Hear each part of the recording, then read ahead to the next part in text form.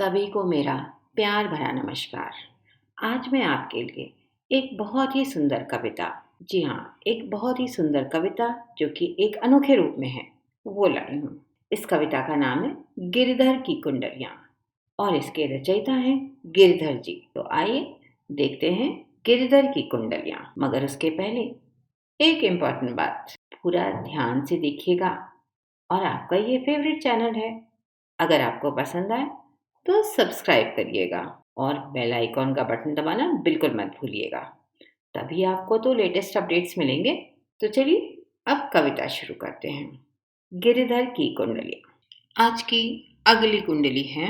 रहिए लटपट काट दिन, बरुधा में माँ सोए, छाह न बाकी बैठिए, जो तरु पतरो होए, जो तरु पातरे होए, एक दिन धोखा दे हैं, जा दिन बहे बयारी, टूटी तब जर से जय हैं, कह गिरधर कविराय, छह माटे की गहिए, पाती सब झरी, जाए तऊ छाए में रहिए। इस कुंडली में गिरधर जी हमें समझाना चाहते हैं कि हमें किसका सहारा लेना चाहिए और किसको सहारा देना चाहिए। यहाँ पर गिरधर जी हमें बताते हैं कि चाहे आप सारा दिन तेज धूप में, हाँ तेज धूप में आप रह लीजिए, चाहे सारी बारिश में आप भीग लीजिए, मगर आप सहारा कभी भी कमजोर वृक्ष का मत लीजिए। कभी किसी कमजोर वृक्ष के नीचे मत बैठिएगा। भला क्यों? क्योंकि कब तेज हवा चले और कब वो पेड़ आप पर ही गिर जाए, आपको ही तकलीफ दे जाए। इसलिए कभी भी कमजोर वृक्ष की छाया में नहीं बैठना चाहिए। और हाँ, साथ में एक और बात बताते हैं कि हमें कब और किससे मदद लेनी चाहिए और कब और किसको मदद करनी चाहिए।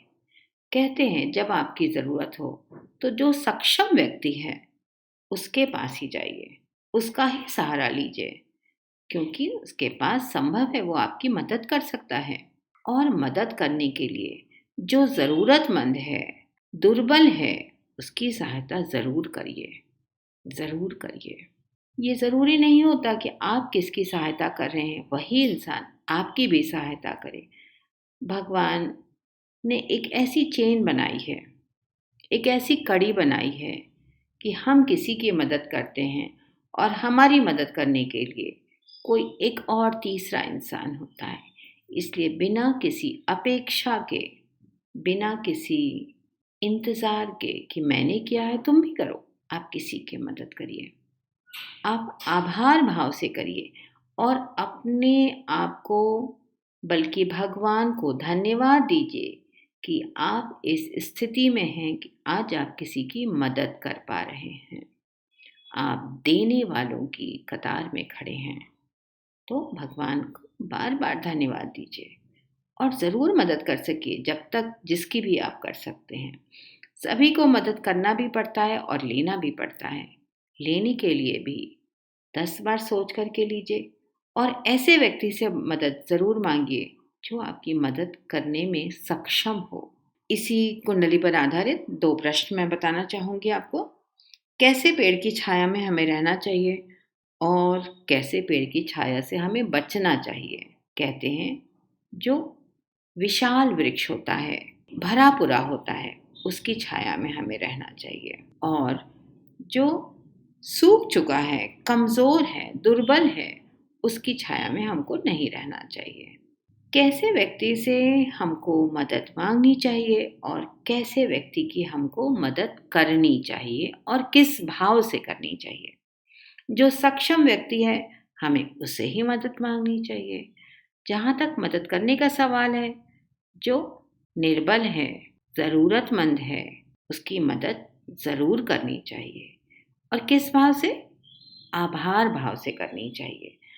बहुत बार आपने देखा होगा कि हम किसी भिक्षुक को कुछ देते हैं, वो इनकार करके चला जाता है, तो हमें बड़ा दुख लगता है और हम 10 बातें सुना देते हैं। तो आपकी भिक्षा को, आपके दान को, आपके सहयोग को जो इंसान स्वीकार कर रहा है, उसके लिए उसे धन्यवाद दीजिए। वीडियो देखने के लिए बहुत बहुत धन्यवाद।